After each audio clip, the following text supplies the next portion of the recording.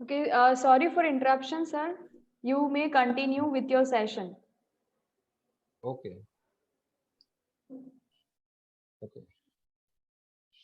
हाँ सॉरी, थोड़ा connection, network connection थोड़ा वो स्लो था इसलिए।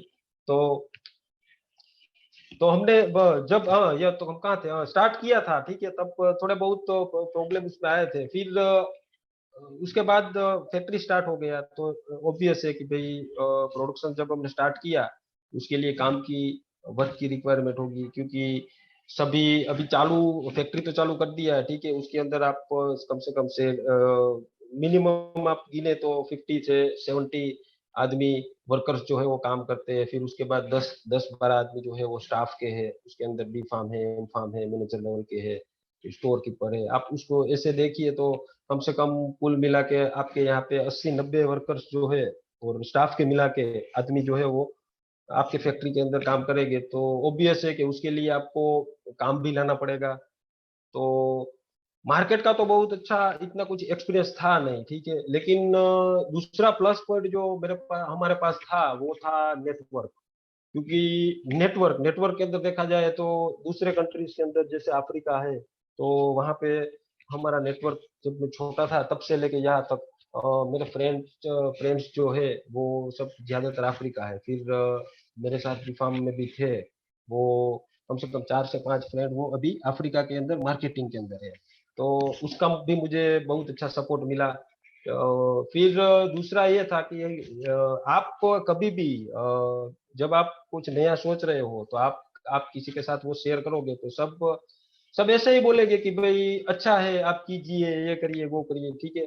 लेकिन दिक्कत जो है ना वो नहीं है कि आपको किसी कोई आइडिया आया तो आप उसको बोलोगे। सब ऐसा ही बोलेंगे कि भाई करिए, ये अच्छा है, ये बेटर है, करिए। लेकिन ये आप उसके ऊपर मत छोड़िए, आप अपने हिसाब से देखिए, उसके पॉजिटिव और नेगेटिव साइड दोनों देखिए कि भाई आज मैं ये जो करने जा रहा हूँ ठीक है, तो उसमें से मैं सक्सेस हो पाऊंगा कि नहीं हो पाऊंगा। आप किसी को बोलेंगे तो वो सब ऐसा ही बोलेंगे कि भाई सही है, आप करिए ठीक है। तो हम तभी किया था कि जब नई नई फैक्ट्री स्टार्ट किया था तब ऑब्वियस है काम तो कम होगा हमारे पास और खर्चे जो है वो ज्यादा हो गए।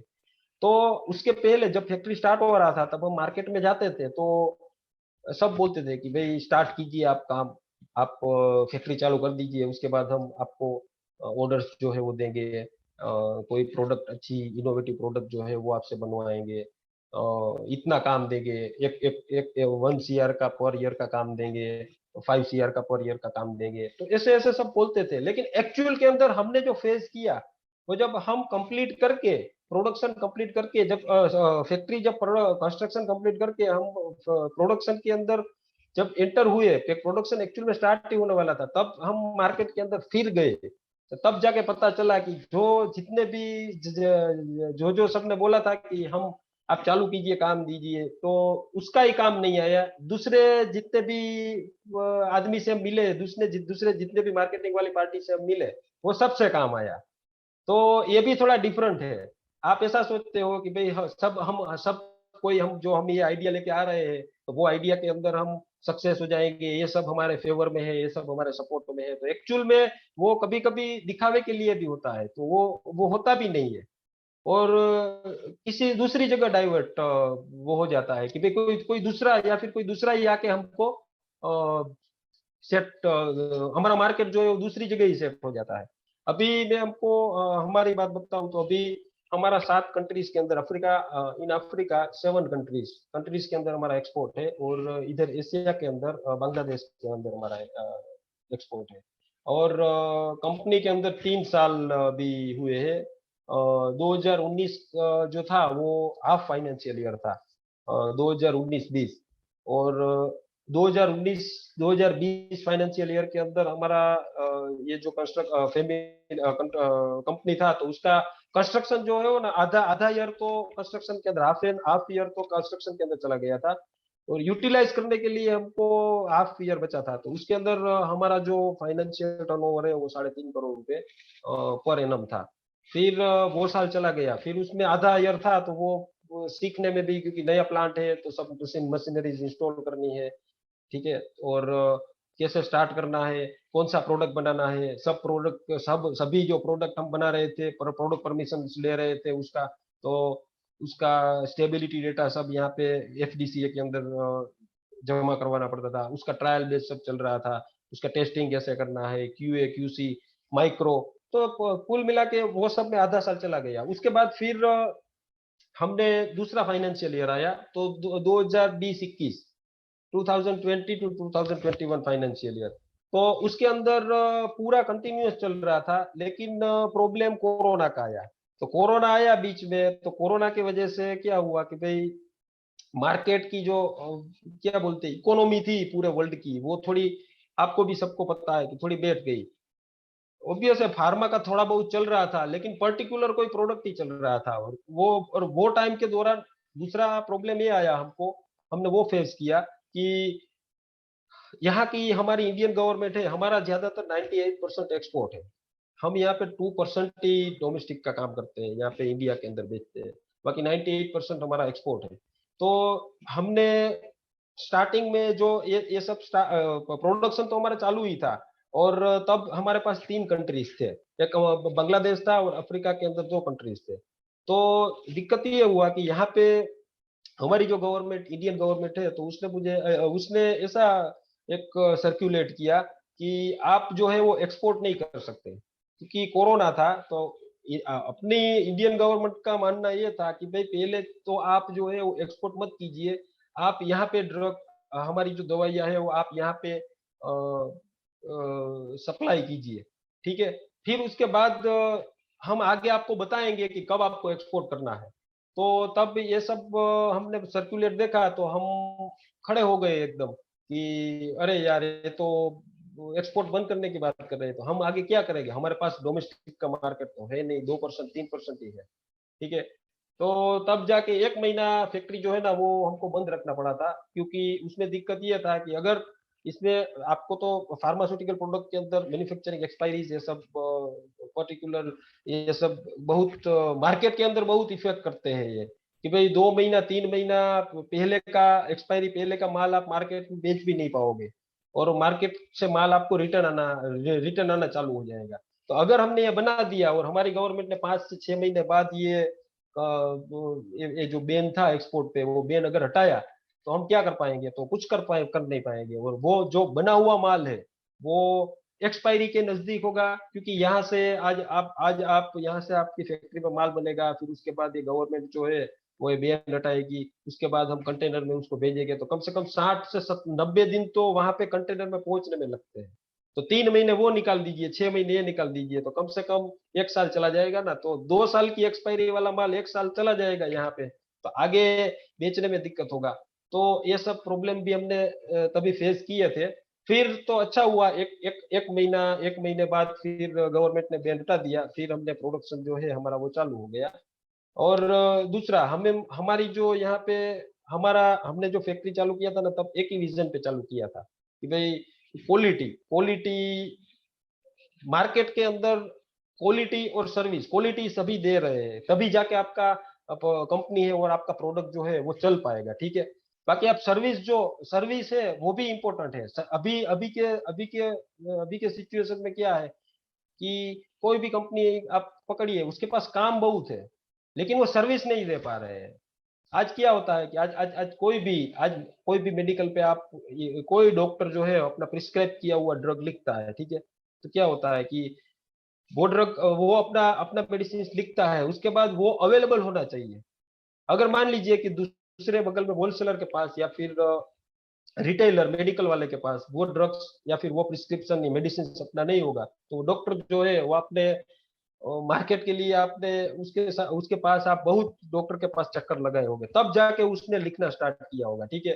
फिर ये अवेलेबल नहीं होगा, तो क्या करेंगे, पेशेंट जो है वो डॉक्टर के पास आएंगे ना कि भाई ये आपने जो लिखा है ये मेडिसिन ये होलसेलर या फिर रिटेलर के पास नहीं है। तो उससे क्या होता है कि भाई वो प्रोडक्ट जो है ना वो डॉक्टर बना बनाया मार्केट हम खो देते हैं, तो डॉक्टर वो लिखना बंद कर देता है, ठीक है।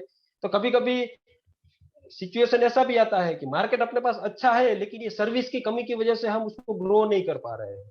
तो हमने पर्टिकुलरली वो पॉइंट पे क्वालिटी पे ध्यान दिया, दूसरा सर्विस पे ध्यान दिया। कि चाहे काम बाहर का जो काम है या फिर एक दो प्रोडक्ट शायद हम कम बना पाए, एक दो प्रोडक्ट और हम बढ़ा ना पाए, लेकिन जितनी भी प्रोडक्ट हम बना रहे हैं उसके उसका सर्विस जो है ना वो आप सबसे सुपर फास्ट और ज्यादा दो। तो क्या है कि सर्विस के चक्कर में, सर्विस आप किसी भी क्लाइंट को या फिर क्वालिटी के साथ साथ सर्विस भी आप दोगे तो आप ऑटोमेटिकली ग्रो कर पाओगे। ये अभी के हिसाब से आप देखें ना तो ये सही है। ये बड़े बड़े जो, दूसरी बात ये है कि रिसर्च है, तो आप कुछ इनोवेटिव करो। आप दूसरा जो हमारे कॉम्पिटिटर जो है वो बना रहे हैं उससे आप कुछ अलग करो।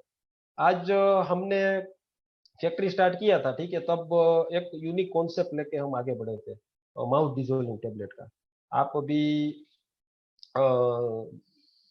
गायनेक की या फिर न्यूरो न्यूरो न्यूरोलॉजी की जितनी भी आप टेबलेट है, एग्जांपल के तौर पे आपको एल मिथाइल फोलेट है, फिर प्री सॉरी मिथाइल कोबालेमाइन है, तो ऐसी चार पांच आइटम है, प्रोडक्ट है जो बहुत चलती है मार्केट के अंदर, ठीक है। तो वो उसके अंदर हम नया कॉन्सेप्ट लाए।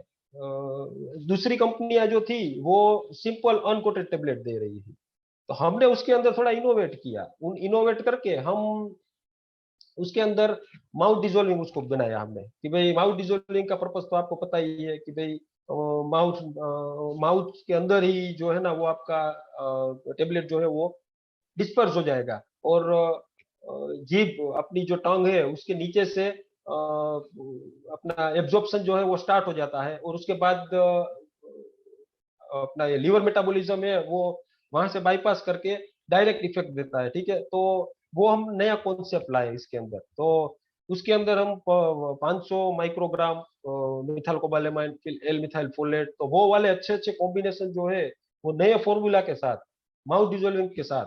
तो क्या कि वो अगर प्रेग्नेंट, ये ज्यादातर जाता है प्रेग्नेंट लेडी गायनेक डिवीजन के अंदर, ये टेबलेट जो है ना वो ज्यादा जाता है। तो पहले क्या हुआ करता था कि ये जब लेडी प्रेग्नेंट होती है, ठीक है, तो वो कोई भी मेडिसिन हो वो नहीं ले पाती है, क्योंकि वो अगर मेडिसिन लेगी, और एक तो मेडिसिन का जो ऑर्डर है वो भी तो वो होता है कि आप खाली उसकी स्मेल लोगे तो भी आपको उल्टी आ जाएगी, ठीक है।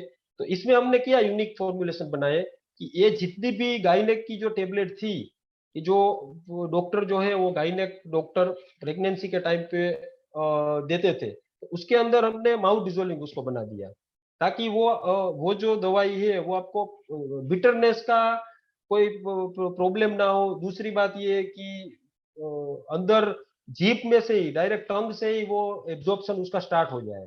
तो दूसरी बात की वो पिपरमेंट टाइप लगे, क्योंकि उसको फ्लेवर और मुंह में एकदम डिस्पर्शन फास्ट। तो उसके हिसाब से हमने कई सारे यूनिक आइडियाज इसके अंदर डाले, और उसमें हमारा जो टर्नओवर था वो ये आइडिया की वजह से टर्नओवर जो है वो ट्रिप्लिकेट कर गया। तो मैं ये टर्नओवर की बात कर रहा था कि भाई पहले साल हमारा टर्नओवर 3.5 करोड़ था, हाफ एन ईयर हमको फाइनेंशियल ईयर मिला था, ठीक है। उसके बाद दूसरा 2020-21 में दूसरा दूसरा फाइनेंशियल ईयर आया, तो उसके अंदर हमारा टर्नओवर जो है वो 13.5 करोड़ रुपए हुआ। और अभी ये लास्ट वाला था, ठीक है, अभी ये तीसरा, now now third third financial year is upcoming 2020-22।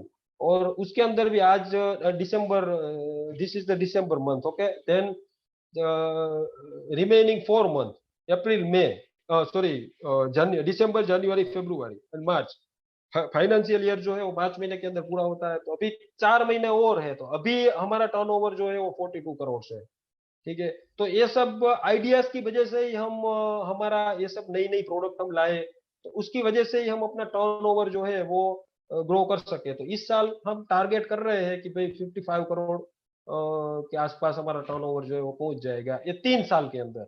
अभी हमने स्टार्ट किया, उसको कम से कम आप गिनिए तो मार्च महीने के अंदर 2.5 साल पूरा होगा हमारा।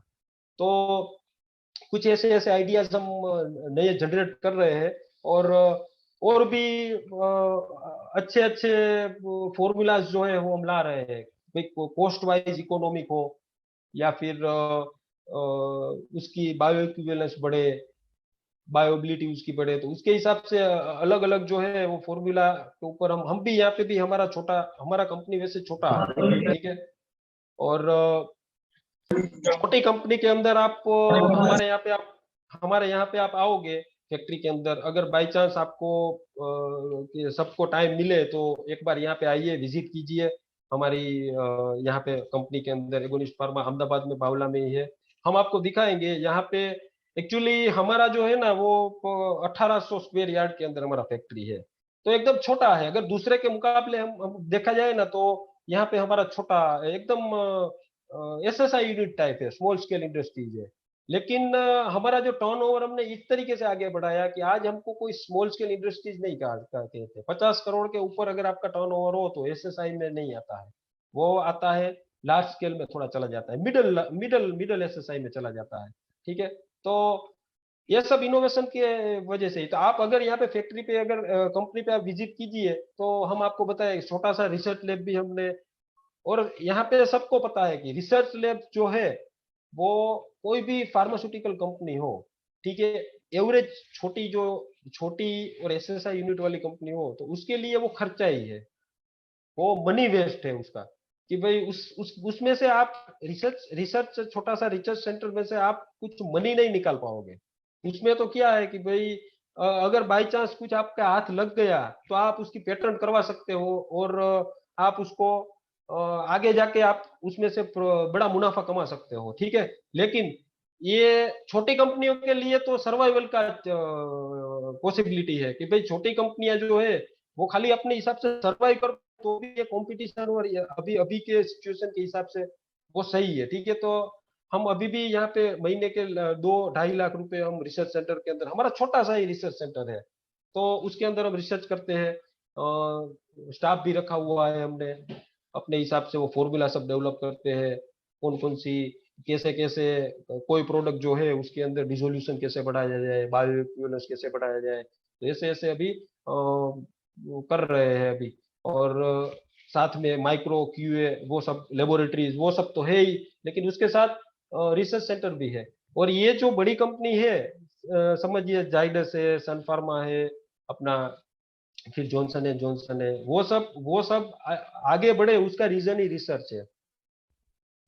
उसका रीजन ये है कि वो उसके पास अपने खुद के रिसर्च सेंटर है। आज हमारा पूरा फाइनेंशियल ईयर का हम जो जितना टर्नओवर करते हैं ना, उतना खाली वो उसका बजट जो रिसर्च सेंटर का उसका इतना बजट होता है कि वो 50 से 100 करोड़ रुपए वो रिसर्च सेंटर के अंदर रिसर्च के अंदर वो डाल देते हैं, ताकि और हर 3 से 4 महीने के अंदर, हर सॉरी 3 से 4 ईयर के अंदर वो कोई ना कोई वहां के जो साइंटिस्ट है रिसर्च सेंटर के, वो कोई ना कोई नई ड्रग्स जो है या फिर नया मॉलिक्यूल है वो सब लाते रहते हैं। और फिर क्या करते हैं कि ये अपने हिसाब से अपने नाम पे पेटेंट इश्यू कर देते हैं, पेटेंट ले लेते हैं, और फिर उसके बाद वो प्रोडक्ट मार्केट के अंदर रख के वो कुछ डील करते हैं, फाइनल साइन करते हैं, और उसके बाद वो अपने हिसाब से मुनाफा कमाते हैं। तो ये भी एक आइडिया जनरेशन ही हुआ ना। तो सबकी बड़ी कंपनी वाले हैं तो उसके पास उसके हिसाब से फंडिंग रहता है, तो उसके हिसाब से वो करते हैं। हमारे पास हम यहाँ पे क्या है कि छोटे एसएसआई यूनिट वाले हैं, तो हम अपने हिसाब से करते हैं। लेकिन किसी को भी, मैं आपको सब स्टूडेंट को ये बताना चाहता हूँ कि हर कोई स्टूडेंट के अंदर, मेरे अंदर, आपके अंदर कोई ना कोई खूबी तो जरूर होगी। भगवान ने हमको बनाया है तो ऐसे कोई ना कोई रीजन से तो बनाया ही होगा।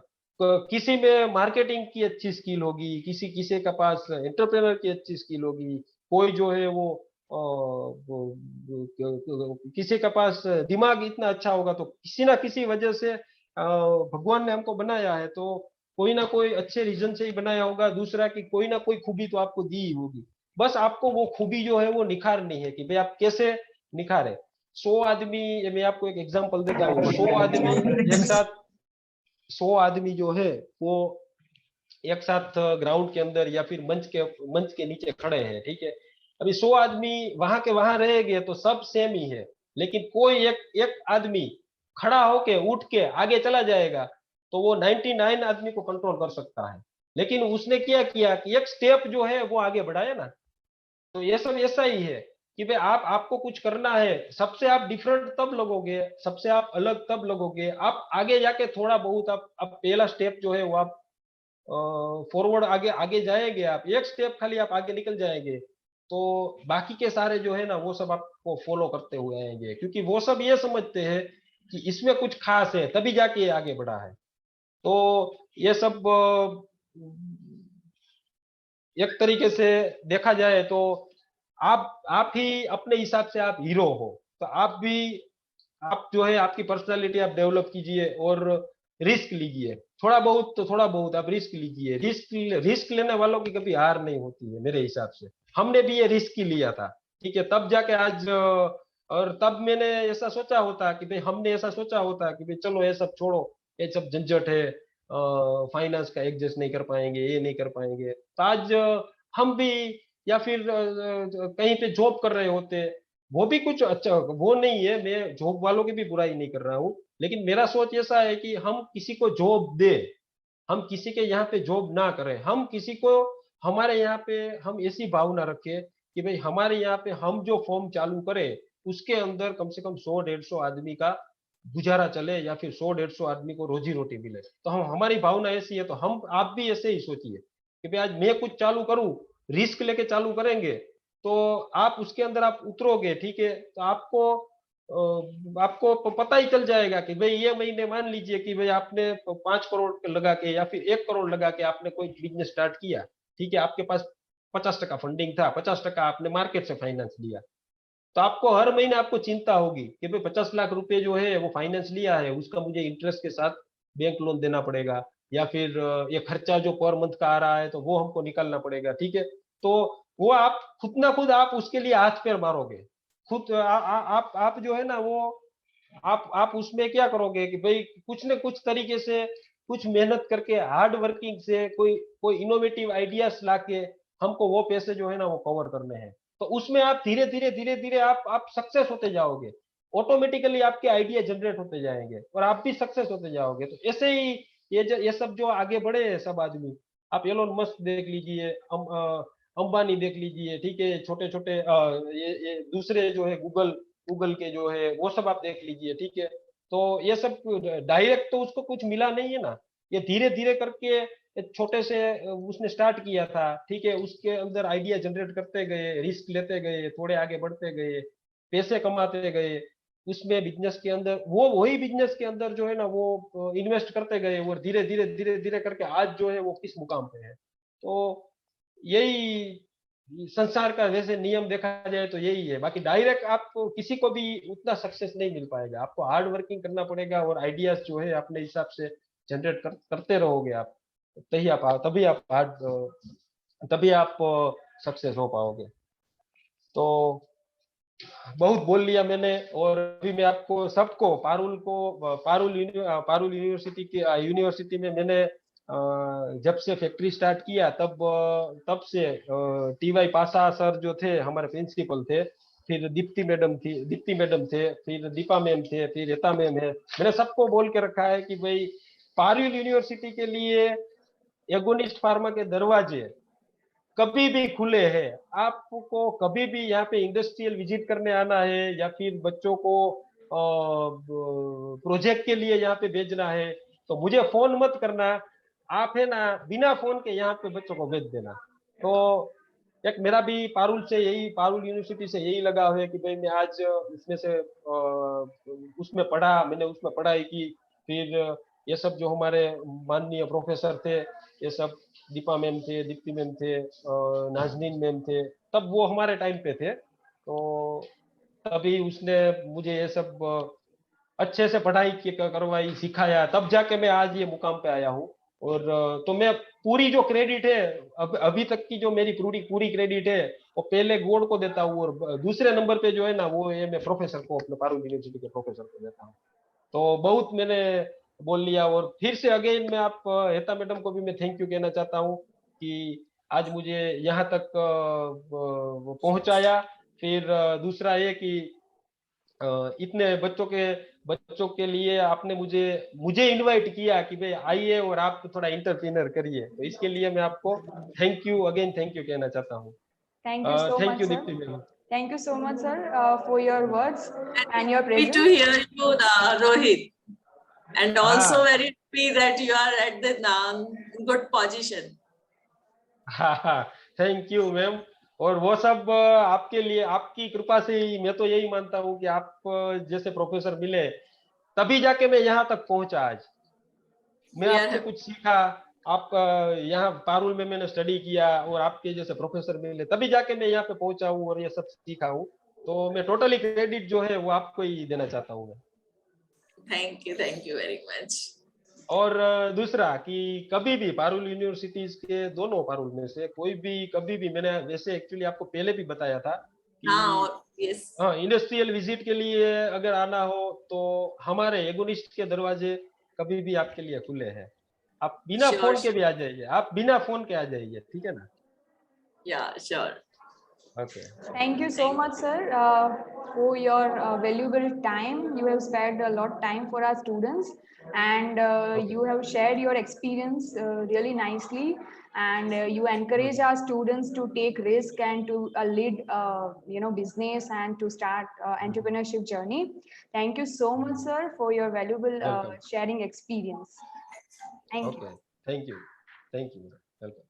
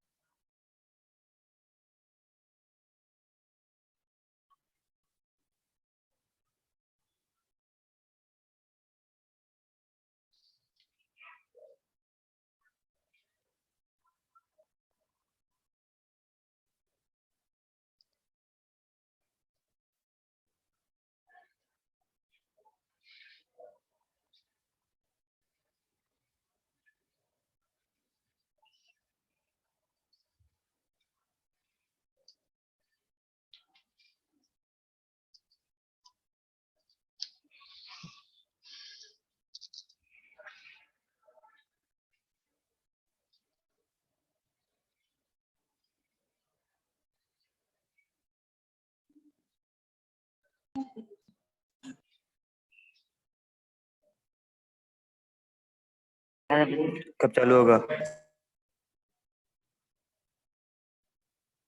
We will start in few minutes. Just to wait. Let other students come. Just a minute.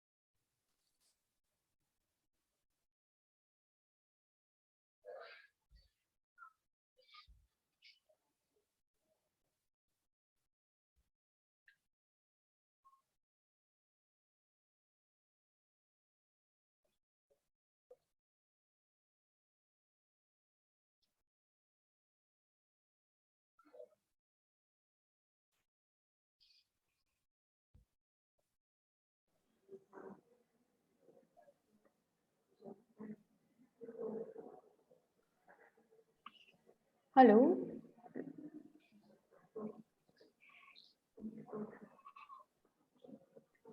Sir, should we wait for a few minutes more as students are really less?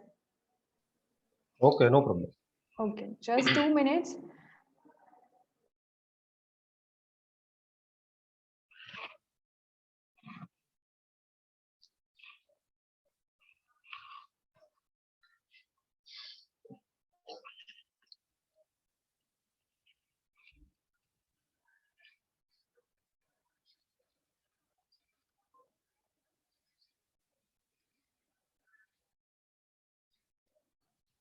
Actually, exam is going on, sir. So that is why students are not able to join.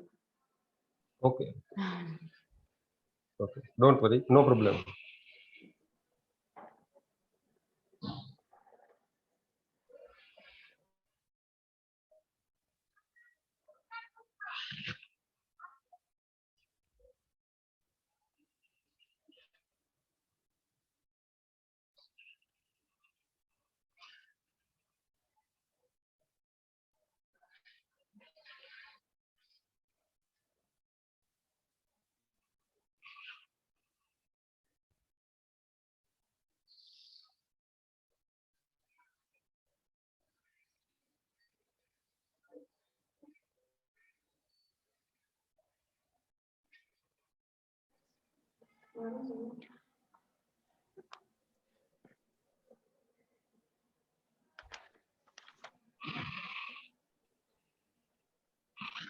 Okay, sir. So can we start?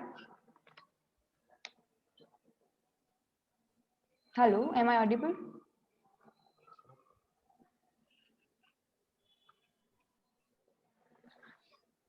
Hello. Am I audible, sir? Yes. Okay, so good morning, everyone. Yes. I can hear you. Yes. Yes. So good morning, everyone. Today with us, Mr. Rohit Madaria, alumni of Parul Institute of Pharmacy and Research from the batch of 2014. At present, he is founder of Agonist Pharmaceutical Private Limited. Agonist Pharmaceutical is a specialized research and development based pharmaceutical company that is built to explore and achieve new dimension in healthcare sector. They are manufacturing and marketing wide range of pharmaceutical products across various geographies. We are immensely joyous of accomplishment of Mr. Rohit has achieved during his professional journey, and may he contribute to excel in his field. On behalf of Parul Institute of Pharmacy and Research and Entrepreneurship Development Cell, Parul University, welcoming you to enlighten our students with topic idea generation and implementation. Over to you, sir. Thank you. Okay. Thank you, ma'am. First of all, everybody to my good morning, very good morning, and namaskar, and all the students and ma'am like Heta ma'am, then हम जब 2012, 13 और 14 तो तब Deepa ma'am थे और साथ में Deepti ma'am थे और नाजनीन मैम थे और प्रिंसिपल जो थे मिस्टर पासा सर। तो वो सबको मैं थैंक यू बोलना चाहता हूँ ताकि आपने मुझे यहाँ तक पहुँचाया। आपका आपके मार्गदर्शन से और आपके वहाँ पे मैं स्टडी करके यहाँ तक पहुँचा, उसके लिए मैं आपको थैंक यू फिर से एक बार थैंक यू बोलना चाहता हूँ। तो सभी आवाज सुन रहे हैं ना मेरी? Yes, hello? sir. Yes, sir. Okay Yes, sir. Okay okay, thank you. Actually my English, my weak point is English, because English is little poor mine. So मैं जो कुछ भी थोड़ा बहुत इंग्लिश के अंदर एक्सप्लेन करूंगा और थोड़ा बहुत हिंदी के अंदर आपको एक्सप्लेन करूंगा। तो इफ यू डोंट माइंड, अगर और मैं दूसरी बात कि मैं कोई प्रोफेशनल एंटरप्रेन्योर नहीं हूँ और स्पीकर नहीं हूँ कि आपको मैं प्रोफेशनल तरीके से या फिर बहुत अच्छी तरीके से समझा पाऊँ, लेकिन मैं आपको एक कोशिश कर रहा हूँ मेरे हिसाब से कि भाई एक जो है वो अच्छा आपको एंटरप्रेन्योर कर सकूँ। और मेरा जो नॉलेज है, मेरी जो यहाँ तक की जर्नी है, वो आपके साथ में आपको शेयर कर सकूँ।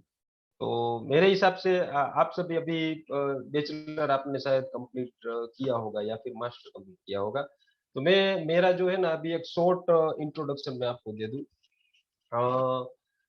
मैंने जो है वो बीफार्म बैचलर ऑफ फार्मेसी 2008 में स्टार्ट किया था और मैं राजकोट में किया था आरडी गार्डी फार्मेसी कॉलेज में। और बैचलर वहाँ से 2012 के अंदर मैंने कंप्लीट किया। और हमारा बैच जो था वो जीटीयू का पहला बैच था। तब उसके आगे जो था ना वो पर्टिकुलर यूनिवर्सिटीज थे। उसके बाद हमने उसके बाद जो है वो गुजरात टेक्नोलॉजिकल यूनिवर्सिटी आ गया। तो उसके बाद हमने गुजरात टेक्नोलॉजिकल यूनिवर्सिटी के अंदर हमारा पहला बैच था। तो 2012 के अंदर मैंने बी फार्म कंप्लीट कर दिया था। फिर 2000 एम फार्म के लिए मैं पारुल के अंदर आया, पीआईटीआर के अंदर। जो भी तभी मैंने मास्टर डिग्री वहाँ पे फार्मास्यूटिक्स के अंदर मास्टर डिग्री किया। तो 2 साल 2012 से 2013 2013-14 में मेरा 2014 के अंदर मेरा master of pharmacy in pharmaceutics पूरा हो गया। फिर उसके बाद जो है मैंने 2 साल वहाँ पे छोटी कंपनियां, उसमें एक्चुअली ये हुआ था कि 2014 के अंदर जब हमारा मास्टर ऑफ फार्मेसी जब मेरा फार्मास्यूटिक्स के अंदर पूरा हुआ तो लास्ट सेम के अंदर वहाँ पे कैंपस इंटरव्यू आया था। उसके अंदर एलेम्बिक कंपनी थी जो बड़ौदा की, आपको पता है वहाँ की अच्छी फार्मास्यूटिकल कंपनी है, इंडस्ट्रीज है। तो उसमें कैंपस इंटरव्यू था तो उसके अंदर मैं सेकंड हाईएस्ट था। लेकिन मैंने उसके वहां से कॉल लेटर भी आ गया था दूसरा कि 23,000 पर मंथ सैलरी भी उसने मुझे ऑफर की थी। लेकिन मैं उसके अंदर वहां पे एलम्बिक में एक्चुअली में आ गया था, जॉब ऑफर भी हो गया था, लेकिन मैं उसमें जाना नहीं चाहता था क्योंकि मैं ऐसा सोच रहा था कि आगे बढ़ के कुछ बिजनेस करना है। ये चाहे भले 5-7 साल 10 साल लगे, 10 साल 5 साल सीख के उसके बाद ये जो जॉब करके थोड़ा नॉलेज मार्केट के अंदर लेके फिर उसके बाद जो है वो we can I can start our own business. Okay, तो मैं तब वो कंपनी के अंदर नहीं गया। फिर अपना यहाँ पे छोटा कंपनी है हमारा, एसएसआई यूनिट उसको बोलते हैं, स्मॉल स्केल इंडस्ट्रीज। तो 2 साल वो स्मॉल स्केल इंडस्ट्रीज में काम किया। फिर उसके बाद 2015 और 2016 खत्म होते होते फिर 2017 में मैं अहमदाबाद आया यहाँ पे। फिर तब एक्चुअली आई एम बेसिक मेरा जो बैकग्राउंड है वो पापा भी फार्मर है, ठीक है। तो कोई कुछ खास अच्छा कुछ बैकग्राउंड नहीं था, लेकिन एक विजन था मेरा कि आज की जनरेशन में हम देखे तो सक्सेस क्यों नहीं हो पाते। 100 आदमी है, ठीक है, 100 आदमी है तो 100 आदमी में से सक्सेस जाएगा तो कोई एक बंदा ही जाएगा। बाकी बाकी सारे जो है वो अपने हिसाब से जो रूटीनली जो प्रैक्टिस है वो सब करते रहते हैं कि भाई कोई एज ए एम्प्लॉय कहीं पे शिफ्ट हो गया, ठीक है। लेकिन बिजनेस जो है और अपना जो खुद का वो सक्सेस हो पाते हैं तो केवल एक एक आदमी या फिर 2 आदमी हो पाते हैं। तो पहले तो अ, हमारा जो ये जो वेबिनार है वो आइडिया जनरेशन के ऊपर है कि भाई कैसे आइडिया, नए नए जो आइडिया है आप उसको कैसे इम्प्लीमेंट करो और कैसे वो आइडिया के हिसाब से हम आगे आगे बढ़े और हम हमारी लाइफ के अंदर हम सक्सेस हो। तो ये जो वेबिनार है एक्चुअली उसके ऊपर है। तो हम अपने हिसाब से, मैं भी अपने हिसाब से आपको ट्राई करता हूँ कि भाई आपको कैसे इजीली आप उसको समझ पाए, ठीक है। तो ये टॉपिक के ऊपर हम आते हैं अभी। एक्चुअल में जो सबसे बड़ा और अभी अभी के सिचुएशन पे या आप 2021 की बात करें तो उसके हिसाब से सबसे अच्छा इंटरप्रेन्योर अगर आप किसी को बोले तो मेरे हिसाब से वो एलोन मस्क है। आप मेरा तो वो आइडल है। और आप भी शायद सब लोग ये सब एलोन मस्क को तो जानते ही हो गए आप, ठीक है। तो अभी अभी के हिसाब से 2021 के हिसाब से सबसे अच्छी पर्सनालिटी वाइज देखा जाए, फिर उसकी सोच के हिसाब से, फिर उसकी टेक्नोलॉजी के हिसाब से देखा जाए, फुल अभी के लिए आइडल एंटरप्रेन्योर है। आप एलोन मस्क के बारे में तो सब जानते ही होंगे। वो टेस्ला के फाउंडर है, फिर स्पेसएक्स उसने बनाया।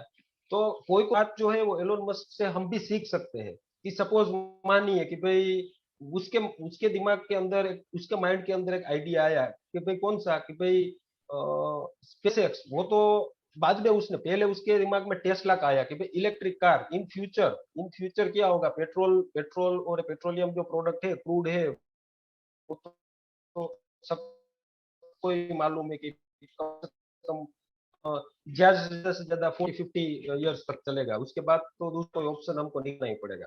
तो दूसरे जो सब ऑटोमोबाइल सेक्टर की कंपनियां थी, उसने क्या सोचा, वो पेट्रोल डीजल के बारे में ही सोचते रहे। और ये जो टेस्ला जो है, उसने इलेक्ट्रिक कार बनाना आज से नहीं, पहले से स्टार्ट कर दिया। उसके ऊपर उसने एक विजन खड़ा किया कि भाई दूसरे जो हम पे सोच रहे हैं, तो हम जो है वो आज सबसे टेक्नोलॉजी वाइज अगर आप गाड़ी देखें, तो यहाँ पे ठीक है, चलिए इंडिया के अंदर उसकी वहाँ यहाँ पे उसका मार्केट कम है, लेकिन जल्दी उसका मार्केट यहाँ पे स्टार्ट हो जाएगा। तो एक एक एक एक उसके दिमाग में आइडिया आया, तो वो भी एक वहां से हमको जो सीख है वो लेने की जरूरत है कि भाई उसके दिमाग में ऐसा आइडिया आया। दूसरा, स्पेसएक्स उसने खड़ा किया। चलिए ठीक नहीं है, इम्पॉसिबल है, ठीक है, लेकिन कुछ ना कुछ सालों में, या फिर अगले 5-7 साल या फिर 10 साल के अंदर ये मेरे हिसाब से सब है, ये इजीली वायबल हो जाए। ढेर सारे एग्जांपल है आइडिया जनरेशन के लिए और ये सब के लिए। आप बिस्लेरी की बात सुनिए, बिस्लेरी ने हम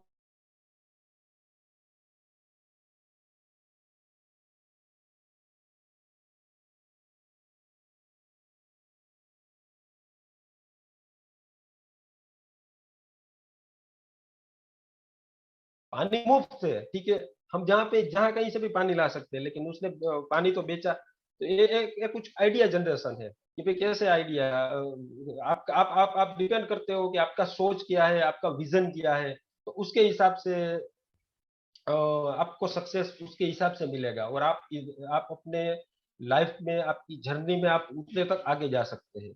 तो ये सब तो आइडिया के ऊपर डिपेंड है।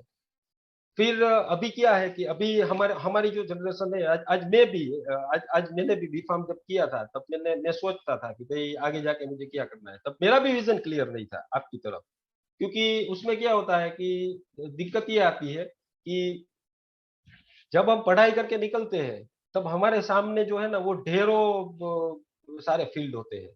एक्चुअल में पढ़ाई के टाइम पे भी आप 12वीं आप 12 स्टैंडर्ड के अंदर आप पढ़ते हो, तो वहां पे ही ऑप्शन आ जाने चालू हो जाते हैं।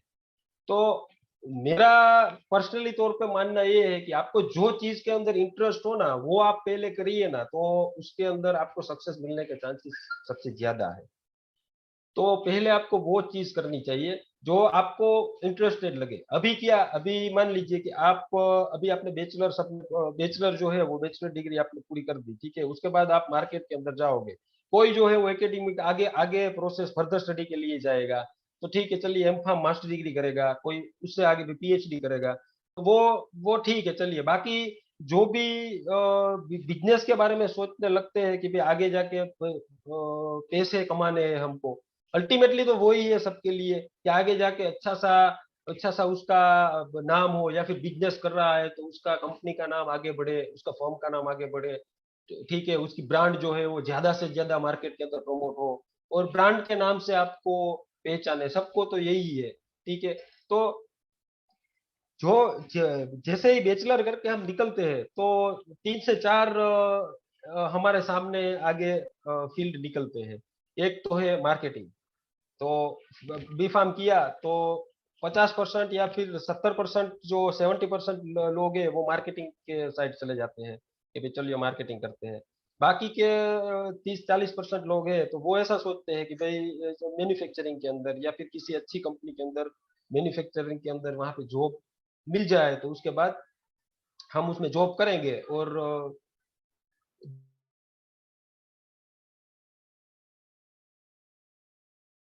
लेकिन ये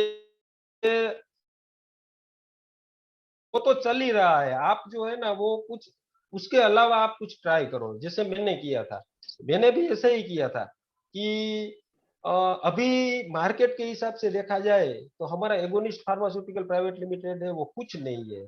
मैं आपको 100 पॉइंट के अंदर, परसेंटेज के अंदर उसको मैं आपको गिनवाऊं ना, तो हमारा जो एगोनिस्ट फार्मास्यूटिकल है वो क्वांटिटी के हिसाब से और हमारे टर्नओवर के हिसाब से पूरे वर्ल्ड के अंदर आप उसको गिनोगे ना तो 0.0000001% के अंदर आएगा वो। तो उसके हिसाब से हमारे पास, हम भी उतने आगे नहीं बढ़े, हम भी उसके हिसाब से कुछ नहीं है। लेकिन कुछ दूसरे जो हमारे कॉम्पिटिटर है उससे बढ़ के तो हम कभी 2 से 3 साल के अंदर अच्छे आगे बढ़े हुए हैं। अभी उसके लिए मैं आपको बताऊं कि थोड़ा रिस्क रिस्क जो है 3-4 फैक्टर सक्सेस के लिए काम करते हैं। थोड़ा बहुत रिस्क है, दूसरा है सेल्फ कॉन्फिडेंस। सेल्फ कॉन्फिडेंस में भी आप मैं आपको बताऊं कि बेचने वाला आदमी तो कुछ भी बेच देता है, ठीक है, क्योंकि एक्चुअली हम बिजनेस पर्सन है। अभी एक टाइम पे हम भी स्टूडेंट थे, अभी क्या है कि बिजनेस पर्सन है तो कभी कभी लैंग्वेज जो है हमारी वो बिजनेस टाइप की हो जाती है और निकल जाती है अभी अभी। सो अभी मैं क्या आपको बोल रहा हूँ कि भाई बेचने वाला आदमी जो है ना वो तो धूल भी बेच देता है, तो उसका मतलब ये नहीं है। तो वो धूल कैसे बेच के आया, समझ रहे हो आप? मिट्टी जो है वो भी बेच के आता है, तो उसका मतलब ये है कि उसके पास सेल्फ कॉन्फिडेंस है कि भाई आज मैं कहीं पे भी जाऊंगा, मार्केट के अंदर में जाऊंगा तो मेरे पास इतनी एबिलिटी है कि मैं आज कुछ भी बेच के आ सकता हूँ। तो ऐसा बिजनेस स्टार्ट करने के लिए या फिर किसी और जगह सक्सेस पाने के लिए आपको वो पहले सेल्फ कॉन्फिडेंस होना जरूरी है कि भाई सेल्फ कॉन्फिडेंस अगर आपको मिल जाए, आ जाए, वो ऑटोमेटिकली जनरेट होता है। आप कहीं पे जाओ, किसी के ऑफिस में जाओ या फिर किसी के आपके आप किसी के काम मांगने जाओ तो वहां पे आपको किसी के सामने आप बैठो तो आप घबराओ, तो उससे कॉन्फिडेंस नहीं बढ़ता है। तो सामने वाला पहचान जाता है कि भाई ये किसी ना किसी कुछ ना कुछ गलत करने वाला है या फिर डर रहा है, ठीक है। तो आप किसी के सामने आंखों से किसी के सामने आप काम मांगने जाओ या फिर एज अ बिजनेस पर्सन होके जाओ तो आप आंख में आंख डाके कॉन्फिडेंटली उसके साथ बात कीजिए, ठीक है। तो ये सब जो है वो क्या है कि एक प्रकार के आइडियाज ही है कि भाई आप ऐसे ऐसे अपना जो है वो अपने बॉडी लैंग्वेज को ऐसे ऐसे आप इम्प्रूव करोगे तो आप जो है वो सक्सेस हो पाओगे, उसमें कोई वो नहीं है। दूसरा, अभी मैं मेरा ही एग्जांपल आपको दूं तो हमने जब ये फैक्ट्री स्टार्ट 2017 के अंदर 2018 सॉरी 2018 के अंदर हमने फिर बीच में 2 साल 2016 टू 2018 दोनों साल मैंने यहाँ पे मार्केट स्टडी किया कि भाई एक्चुअल में फार्मा मार्केट है क्या। क्योंकि उसके पहले हमने स्टडी किया था फिर जॉब किया था तो उतना कुछ आइडिया, खास आइडिया नहीं था। दूसरी बात ये है कि भाई ये मेरे पापा भी ये काम नहीं करते थे, ठीक है। वो भी अपने अपने अपने हिसाब से वो भी फार्मर ही थे, ठीक है। जो कुछ भी खड़ा करना था यहाँ पे, ये जितना भी एम्पायर जो है वो सब हमने ही ग्रो किया है। तो अ, मैं अपने फैमिली के साइड से भी मैं वो नहीं, उसके साथ एक्सपेक्टेशन नहीं रख सकता कि भाई बिजनेस के अंदर मुझे थोड़ा हिंट दीजिए या फिर गाइडलाइंस दीजिए, ठीक है। तो हमने भी अपने हिसाब से यहाँ पे, तो उसमें कई सारे प्रॉब्लम्स हमने जो है वो फेस किए हैं। अभी एगोनिस्ट फार्मास्यूटिकल प्राइवेट लिमिटेड हमने स्टार्ट किया आज 2017 2017 18 के अंदर हमने एक क्या बताऊं नींव रखी हुई थी। और ये जो अपना ये फैक्ट्री का आउटलुक हमने दिया था कि भाई नाम क्या रखना है, काम उसमें कैसे करेंगे, कौन कौन से सेक्शन लगेगा, मैन्युफैक्चरिंग करना है, मार्केटिंग करना है तो कैसे मार्केटिंग करना है, मैन्युफैक्चरिंग करना है तो कौन कौन सी चीजें मैन्युफैक्चरिंग के कौन कौन सी प्रोडक्ट हम बनाएंगे। तो उसके हिसाब से हम तब सोच रहे थे, ठीक है। फिर उसके बाद सोच के नाम वाम सब कंप्लीट करके 2017 के अंदर हमने फॉर्म क्रिएट किया। और उसके बाद 2018 के अंदर हमने कंस्ट्रक्शन स्टार्ट कर दिया था। फिर 1.5 ईयर, कम से कम 1.5 साल तक टिल कंटिन्यू हमारा कंस्ट्रक्शन चला। उसके बाद 2019 के अंदर हमारा ये कंपनी जो है वो कंस्ट्रक्शन फुलफिल हुआ और प्रोडक्शन स्टार्ट हो गया।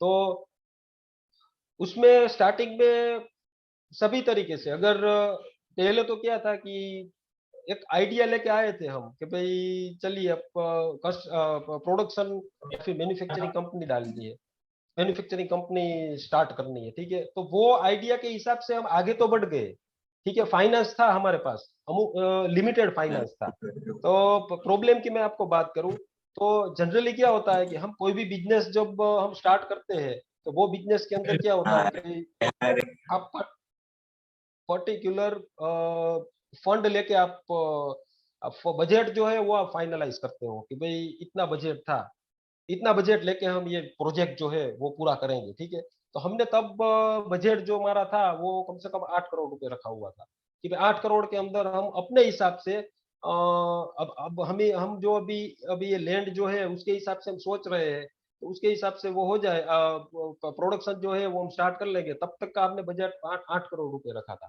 ठीक है। फिर ये प्रोजेक्ट होते होते कंप्लीट पूरा किया प्रोजेक्ट। फिर 8 करोड़ रुपए हमने कंस्ट्रक्शन के लिए रखे थे और 2 करोड़ रुपए जो है वो हमने वर्किंग कैपिटल के लिए रखे थे कि भाई प्रोजेक्ट आज स्टार्ट हो जाएगा, आपका कंस्ट्रक्शन पूरा हो जाएगा, आप जो है वो प्रोडक्शन स्टार्ट कर दोगे, मशीनरीज जो है वो चालू हो के आपका प्रोडक्शन स्टार्ट हो जाएगा। उसके बाद आपको 2 करोड़ रुपए जो है वो वर्किंग कैपिटल के लिए चाहिए। तो अभी क्या है कि हम ऐसा सोचते हैं कि भाई प्रोजेक्ट कर दिया तो चलो ठीक है। तो क्या हुआ, तो 8 करोड़ रुपए जो हमने सोचे थे वो 10